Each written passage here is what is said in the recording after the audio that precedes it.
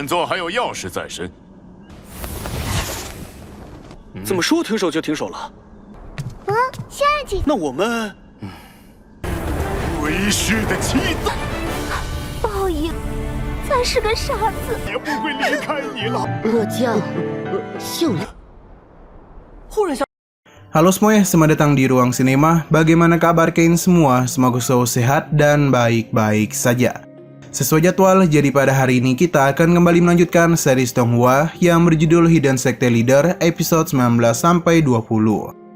Di bagian sebelumnya, dalam sebuah kompetisi seni bela diri, beberapa murid sekte bertarung dalam berbagai ronde. Di ronde pertama, Guxian menang setelah membuat lawannya pingsan dengan bubuk kala jengkingnya.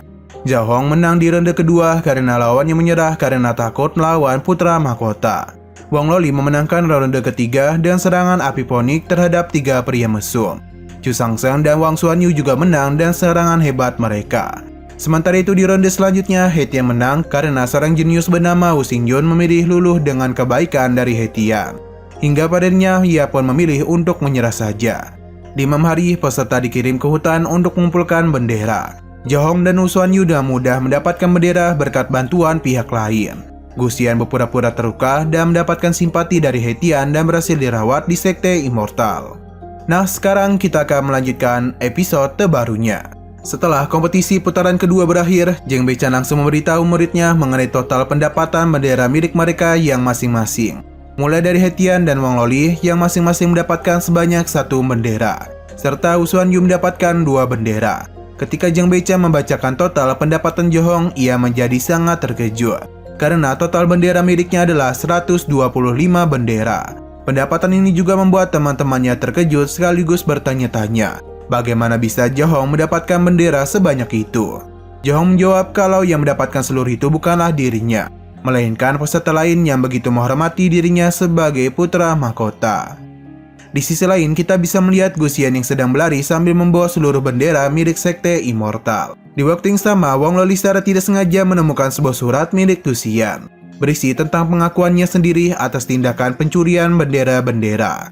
Membaca surat itu, He Tian langsung membantahnya, karena menurutnya tidak mungkin seorang pencuri mengakui perbuatannya secara terang-terangan. Pada saat yang bersamaan, mereka semua kedatangan seorang tamu yang tak diundang, yaitu Chen Xunyan bersama dan para muridnya yang bertujuan untuk mencari keberadaan dari Guxian. Tidak hanya mencari keberadaan muridnya saja, Chen Xunyan juga menuduh Zheng Beichan sebagai pelaku yang mencuri kuali miliknya. Mendengar tuduhan itu, Zheng Beichan sontak menjadi begitu kebingungan hanya karena ia tidak tahu apa maksud dari kuali tersebut. Sehingga Zheng Beichan pun memanggil Geunfu untuk menjelaskannya. Menurut Geunfu, kuali umumnya mengacu pada istilah dalam novel kualifikasi yang digunakan oleh praktisi besar untuk memunikan sekaligus meningkatkan kemampuannya. Namun pertanyaan tentang kuali itu hanyalah sebuah fiksi dan tidak mungkin ditemukan kebenarannya. Dengan kata lain, Chen Xunyan hanya menggunakan kata kuali untuk menggambarkan sosok Guxian yang ia kira sedang diculik oleh Zheng Beichan. 颠倒黑白，倒打一盘。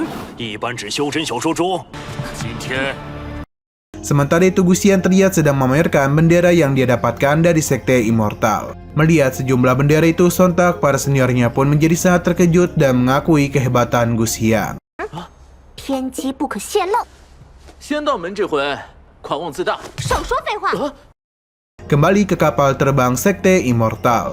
Di sana nampak situasi antara Sekte Immortal dan Sekte Wujidao semakin memanas. Hingga padanya, Chen Xunyan mulai memerintahkan para muridnya untuk menyerang Sekte Immortal.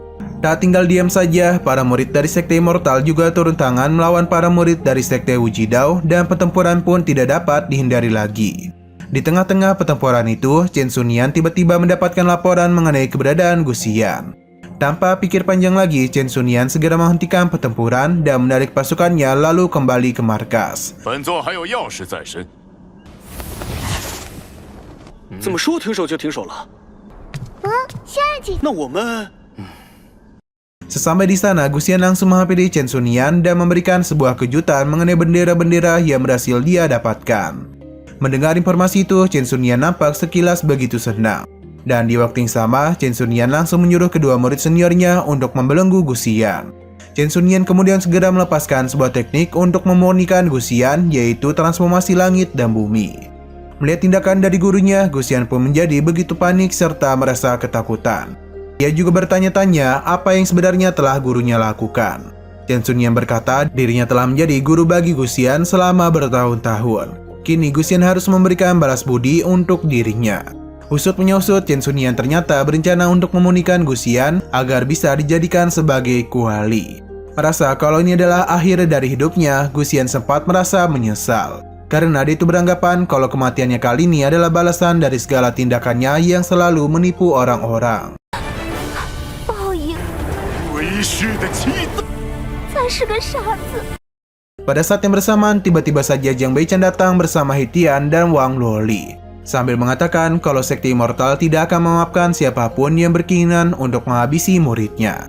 Tanpa berbasa-basi lagi, Hetian dan Wang Luoli langsung menghajar kedua murid senior sekte Wujidao. Tidak hanya melepaskan serangan kepada para murid saja, Wang Luoli juga sempat melemparkan tongkatnya kepada Chen Xunyan. Saat Chen Xunyan sedang disibukkan oleh serangan-serangan dari Wang Luoli, Hetian diam-diam membawa Guxian pergi dari sana. Melihat hal tersebut, Chen Xunyan pun mencoba untuk mengejarnya. Akan tetapi Jiang Beichan dan cepat menghentikannya. Jiang Beichan pun berkata bahwa sebelumnya ia telah memberikan peringatan kepada Chen Xunyan agar tidak mengganggu sekte immortalnya lagi. Karena jika tidak, maka Jiang Beichan tidak akan berbalas kasihan. Setelah itu, Jiang Beichan pun segera meninggalkan Chen Xunyan dan kembali ke kapal terbang sekte immortal. Baru saja tiba di kapal terbangnya, Jiang Beichan langsung mendapatkan informasi yang mengejutkan dari Ye Lingxi yang mengatakan kalau Guxian kembali menghilang dari kapal. Pada keesokan harinya terlihat Guxian yang sedang berusaha berlari menjauh dengan tubuhnya yang sudah tidak berdaya lagi. Tak berselang lama, Wang Luoli pun tiba dan mengatakan kalau Jiang Beichan telah bersusah payah untuk menyelamatkannya. Namun bukannya berterima kasih, Guxian justru melarikan diri. Guxian mengaku bahwa ia kini merasa tidak pantas untuk berada di sekte immortal. Pasalnya Guxian sebelumnya telah menipu seluruh orang-orang di sekte immortal. Mendengar ucapan Guxian, Wang Luoli pun menyuruhnya untuk segera kembali ke sekte immortal dan mengakui kesalahannya. Belum sempat kembali ke kapal, tiba-tiba saja Hu Xuanyu datang dan sebuah kabar mengenai hilangnya Wu Changsheng, dan kini semua orang mulai berpencar untuk mencarinya. Menyadari kalau Chu Changsheng sedang menghilang, Guxian pun memutuskan pergi bersama Wang Luoli untuk mencari Wu Changsheng. Di sisi lain terlihat Chu Changsheng yang sedang berlari ketakutan, seolah-olah seseorang yang ganas sedang mengejarnya. Beberapa saat kemudian muncullah beberapa tumbuhan merambat yang menyerang Chu Changsheng. Lantas dia pun segera menyerang tumbuhan merambat tersebut. Usut penyusut, serangan barusan ternyata adalah ulah dari dua wanita yang berasal dari istana Qingxing, yakni Yinning dan Luluo. Tak hanya Yinning dan Luluo saja, dari arah belakang secara tiba-tiba muncullah seorang wanita bernama Li Xiulian yang menyerang Chu Changsheng. Hingga padanya mereka bertiga pun langsung membawa Chu Changsheng layaknya seorang tahanan. 何必这么怕我们？好呀，那我们就…… 你们要干嘛？ Pada sore harinya, Jiang Beichan, Geunfu, dan para muridnya tiba di tempat Chu Changsheng ditangkap. Di sana, mereka secara tak sengaja menemukan dua bendera milik Chu Changsheng, dan pada saat itu Guxian berhasil mendapatkan sebuah jejak yang tertinggal dari aroma parfum khas istana Qingxing. Mendengar demikian, Hu Xuanyu pun merasa lega, karena menurutnya orang-orang dari istana Qingxing adalah orang yang baik dan tidak suka dengan pembunuhan. Berbeda dengan Geunfu, ia justru menyuruh Jiang Beichan agar bergegas untuk menyelamatkan Chu Changsheng. Menurutnya, meskipun istana Qingxing tidak merugikan orang-orang, namun begitu seorang praktisi laki-laki tertangkap oleh mereka, maka mereka pasti akan menjadikannya murid istana Qingxing. Geunfu mengaku bahwa ia belum pernah melihat siapapun yang berhasil selamat dari tipuan para wanita istana Qingxing. Setelah itu, Jiang Beichan segera bersiap untuk menyelamatkan Chu Changsheng. Ia memerintahkan Hetian, Zhao Hong, dan Lin Xuan agar kembali ke kapal untuk berjaga-jaga. Sedangkan Wang Luoli, Guxian, dan Geunfu akan ikut bersama dengan dirinya untuk pergi menyelamatkan Chu Changsheng. 族救出弟子。弟子，罗长老，你也来。 Pada malam harinya di kapal terbang istana Qingxing, terlihat Chu Changsheng yang baru saja tersadar dan langsung dikejutkan oleh pemandangan Yin Yang dan Luluo. Yin Yang dan Luluo kemudian mencoba untuk menggodanya hingga membuat Chu Changsheng benar-benar merasa canggung. Mereka berdua ada sengaja menggoda Chu Changsheng seakan-akan berharap kalau dia akan menikahi salah satu dari mereka. Tak hanya menggoda Chu Changsheng saja, mereka berdua juga sempat berebut dan berkelahi satu sama lain hanya untuk mendapatkan Chu Changsheng. Di tengah-tengah perkelahian mereka, diam-diam Chu Changsheng mencoba untuk pergi dari kamar itu. 我们哪个男人你不是这套说辞？各凭本事而已。阴阳明明早，公子温文尔雅。哼，天底下男人这么多，看上他的。Baru saja keluar dari kamar ini, keberadaan Li Xulian yang berdiri tepat di depan kamarnya. Melihat kedatangan Chu Sangseng, Li Xulian pun memanggilnya dan sebutan pengantin pria. Sambil bertanya kemana Chu Sangseng ingin pergi. Chu Sangseng menjawab bahwa ia tidak tertarik sama sekali dengan Yin Yang dan Lu Laolu. Oleh karena itu, Chu Sangseng bermohon meminta agar dia membiarkan dirinya pergi. Lalu Li Xulian mencoba untuk menanamkan sebuah akar cinta kepada Chu Sangseng untuk menumbuhkan rasa cintanya. Di waktu yang sama, tiba-tiba saja Yin Yang dan Lu Laolu pun muncul, sambil menggandeng kedua lengan Chu Sangseng. Belum sempat akar cinta tertanam pada Chu Sangseng, secara tiba-tiba saja Jiang Beichan datang bersama Wang Loli, Guxian, dan Geunfu.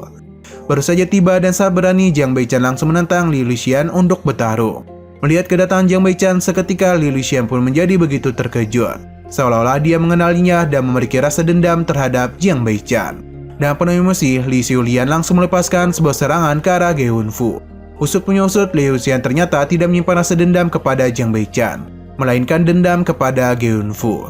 Menurut Lu Laolu, Geunfu ini adalah pria brengsek yang telah membuat Li Xulian menunggu selama 500 tahun. Oleh karena itulah, Li Luxian marah ketika melihat keberadaan dari Geunfu.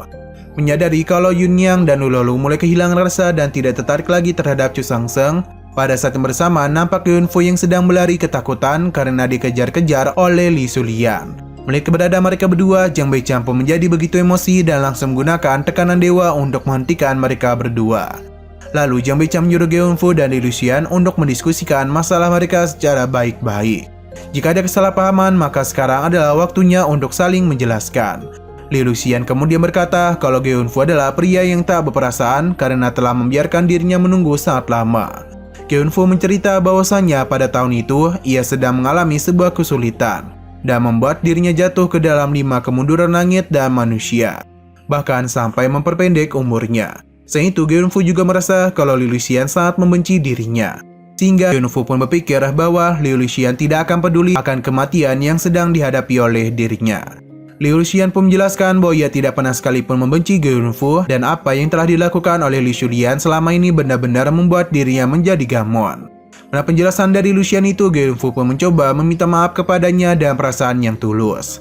Kisah cinta Li Luxian dan Geunfu pun membuat orang-orang di sana termasuk sistem menjadi begitu terharu.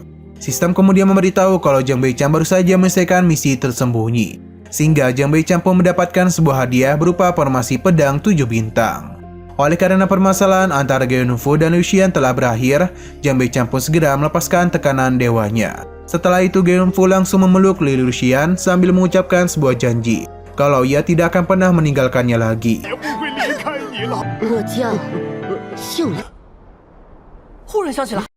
Ketika Geunfu sedang berpelukan, Jiang Beichan dan yang lainnya langsung pergi meninggalkan Geunfu di kapal istana Qingxi. Selepas meninggalkan Geunfu, Jiang Beichan langsung menyerahkan sebuah buku formasi pedang 7 bintang kepada para muridnya. Jiang Beichan menyuruh mereka semua untuk selalu berlatih tentang formasi pedang 7 bintang untuk mempersiapkan kompetisi putaran ketiga. Tanpa berlama-lama lagi, Hetian dan yang lainnya pun segera berlatih formasi pedang 7 bintang pertama yang dimulai dari bintang pertama yaitu pedang terbang menghiasi ribuan bunga. Bintang kedua yakni embun beku duri pedang. Bintang ketiga pedang menyapu gunung dan sungai. Bintang keempat pedang menembus luasnya. Bintang kelima tarian pedang mengejar angin. Bintang keenam energi pedang permanen. Dan yang terakhir adalah bintang ketujuh yaitu menembus alam semesta. Lalu kita sekilas bisa melihat formasi pedang 7 bintang yang telah mereka gunakan dengan sangat menakjubkan.